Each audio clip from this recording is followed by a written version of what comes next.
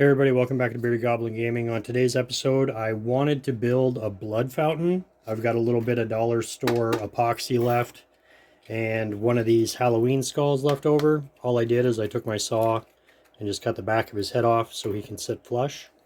And I've got this old lid off of a candy container. It's about 5 inches across. And what we're going to do is we'll take some dollar store foam core. And I learned a long time ago that I hate cutting little squares out of this for making blocks. So I think I talked about it on an older video. I took a piece of PVC pipe and I took a Dremel and I cut in each little block.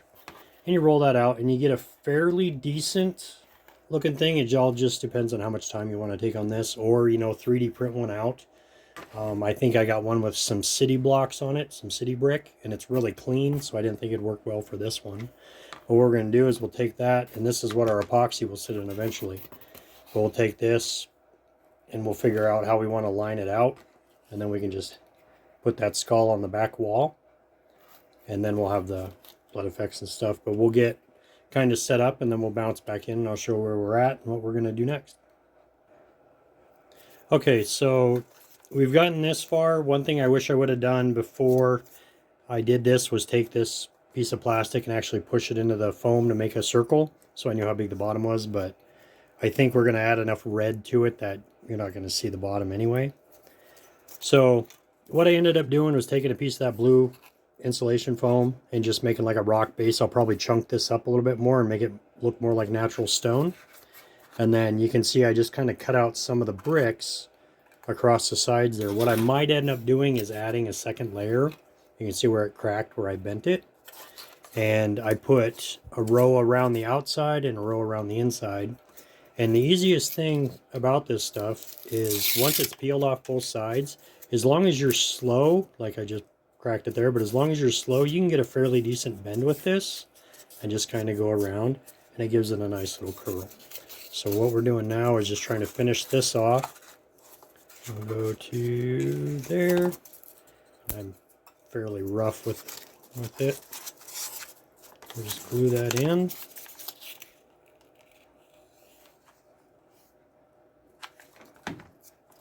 And try not to burn ourselves. If you can spend the extra money, because they're not really all that expensive, get one of these ones where you can adjust the temp on these, because I can't on this one, and I usually end up melting a bunch of stuff and then getting it so hot and then unplugging it and just letting it go back and forth. It's really annoying. So we got that done. Now is where the only time where I'm actually going to cut bricks. So I'll go around, and that's actually a pretty good width. And I'll just make a couple strips of these and I'll break them up, and I'll just put some sitting stone around the top and go around, and we'll come back after that, and hopefully I've come up with an idea for the bottom to give it a little bit of texture, just in case you can see through it. Okay, so made a few changes. I went ahead and just threw some flagstone down on the bottom just to take up some space, lined out the top. I decided to go with more of a wood element across the back, like maybe some cultist. They're just trying to shore it up so it doesn't fall apart. And I'm just trying to take this up because, like I said, I've only got one thing of epoxy. And this one here is from the dollar store, so it's tinted yellow. But we're going to put enough red in it that really shouldn't matter. And hopefully it'll still keep a little bit of its translucence. So all I'm doing now is just going over with a rock and just kind of mushing up and giving the stones a little bit of texture. And then after that, we'll go ahead and we'll get it Mod Podged with our black and go from there. It's going to be for my frostgrave table, so I'm probably going to go with more of that bluish gray that I went for the skull towers or the pillars. So if you want to check out that video, it should be in the playlist. And we'll be right back. Alright, so we've gone around and we Mod Podged all that. I don't know if you can see too well on there, but what I did is I went around with hot glue and went into all the little cracks in between the stones in the middle and just dumped gravel in there and mushed it in, then dumped it back out to fill up some of the spots. I'm still soaking up some of the Mod Podge that's down in the cracks that were left behind, because all I pretty much did is just pour it in the middle and then paint from there and use that as my paint pot. So I've gone ahead and made myself a pretty nice mess of my paint station and my arms and my coffee cup. But we're going to let that dry, and then we'll come back and we'll get started with the paint. Okay, so we've gone ahead and gone through with our base bluish gray. After that, of course, we're going to step up to this medium gray, and then we'll go over that with a white. It's just going to be a couple quick dry brushes, and I might accent the bottom a little bit just to brighten it up, because it is going to deepen with the red. Hopefully we can get the translucence in there. The wood elements we'll do very last, and those ones will be fairly quick. We'll just go with cheapy base brown, and then probably just a lighter tan to highlight, to give it kind of an aged effect, and go from there. I'm kind of going to push through the painting part of it fairly quick off camera, so we can get to how I'm going to do the blood coming out of the mouth and get the epoxy mixed up. So we'll be right back. Alright, there we go. Painting's complete. I don't think it looks too bad. Get zoomed out a little bit. You know, I just went with a two-tone. You can see I screwed up in a few spots. I'm not really worried about it. None of my terrain looks all that great. But just that one little lighter coat brought the wood out a little bit, made it look a little better. I think the crack kind of works for it there. I was thinking about cutting out some styrene and making like a steel brace, but probably won't get that involved with it. So now we're going to go ahead and we're going to start prepping for the epoxy. So what I'm going to do first is I'm going to figure out where I want the streams of blood coming out of his mouth, and all I'm going to do is I'm going to cut up some clear plastic card off of an old package, and we'll just hot glue that into his mouth, or super glue it even, I guess, and then we'll bend that down and run it into the pool and glue it down there so it doesn't move around, and then we'll get the epoxy mixed up.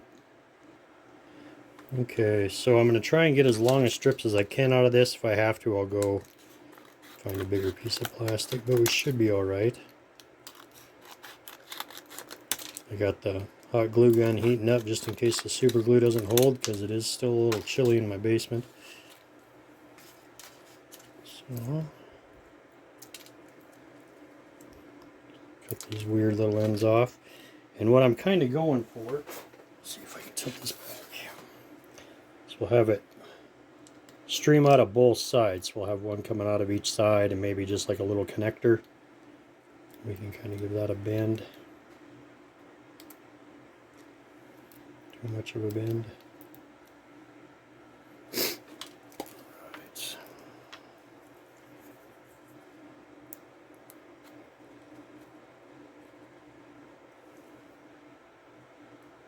Oh, come on.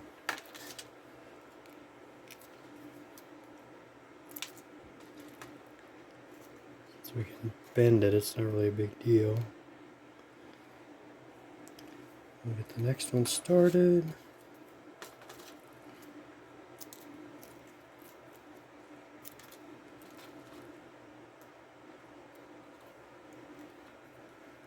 We should be able to just go in and snip at it as we go.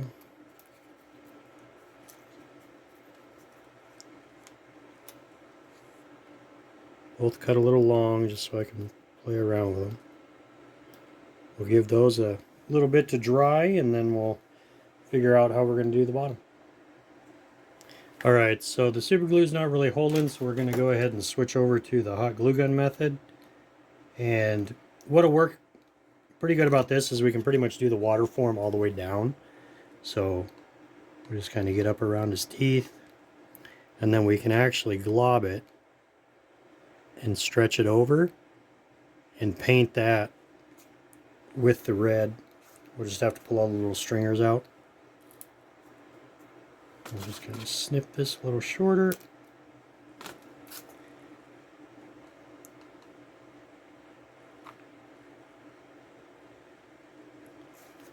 A little bend so it doesn't stick. Come on. Cut it a little short. Let's get the hot glue to dry enough to hold it.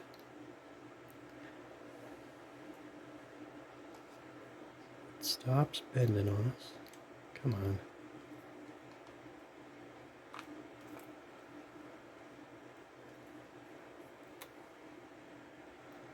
Okay, so we got him about as close as we're going to get him. Excuse me.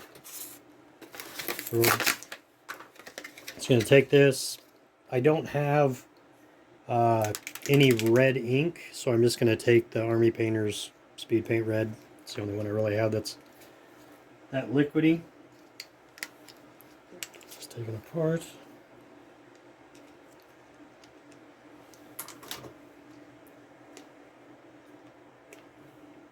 Now we're just going to squeeze it all out.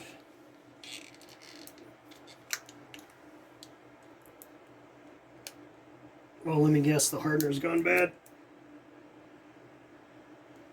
Yep. Okay, so apparently I've had it for way too long, and the one side went completely stiff on us. So what we're going to do is we'll let this cool down a little bit. I'm going to just lay it down, and we're going to do basically a pool of hot glue, because it's see-through anyway. And we'll come back with that, and then we'll paint the top of it red. So as you go, if you make sure your glue is nice and hot, it's going to flow a lot better.